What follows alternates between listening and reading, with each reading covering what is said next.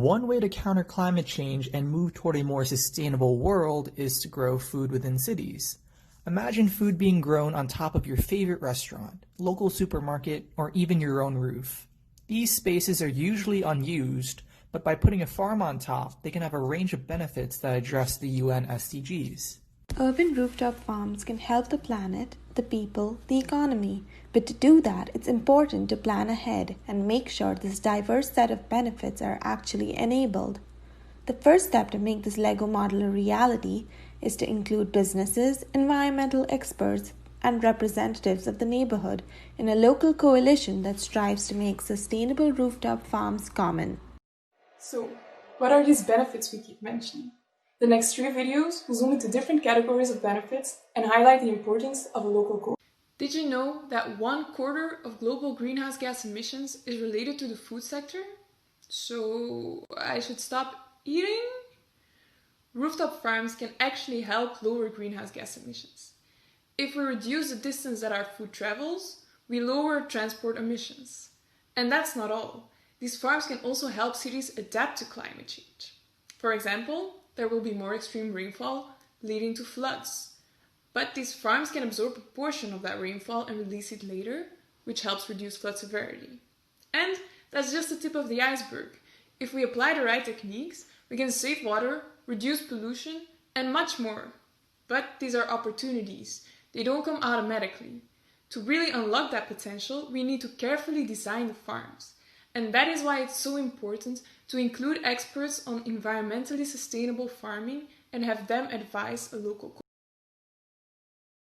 Since climate change threatens food security, it makes sense to expand food production within cities, opening up a new social dimension of employment and inclusion. So, when was the last time you met someone who felt socially excluded? Take Sarah, for example, a young girl who lives in a low-income neighborhood and feels like she can't contribute to society. Or Mr. David, a senior citizen who feels isolated due to lack of social interaction. Engaging them in urban rooftop farming helps to empower them, increase income, improve health, and strengthen the community, along with tackling issues of climate change. Sarah and Mr. David exist on various fronts, like the poor, the incarcerated, the immigrants, the elderly, and the youth. To make sure their needs are represented, our cities need to create coalitions that focus on the social benefits of sustainable farming, providing equal opportunities to all. The word sustainability is such a loaded term to me. So many ways to interpret it. Take urban rooftop farming. Yes, these urban farms can reduce carbon emissions. What's interesting to me is how economically feasible they are.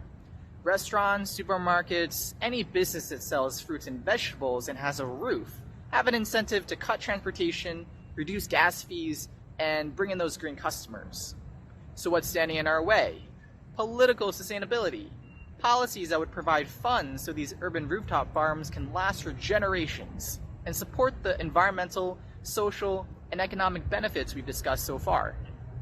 Big US cities from Seattle to New York have these farms, so where are the interdisciplinary policies?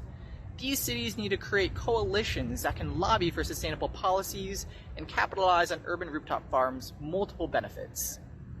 Check out our full research paper on urban agriculture on SBI's website.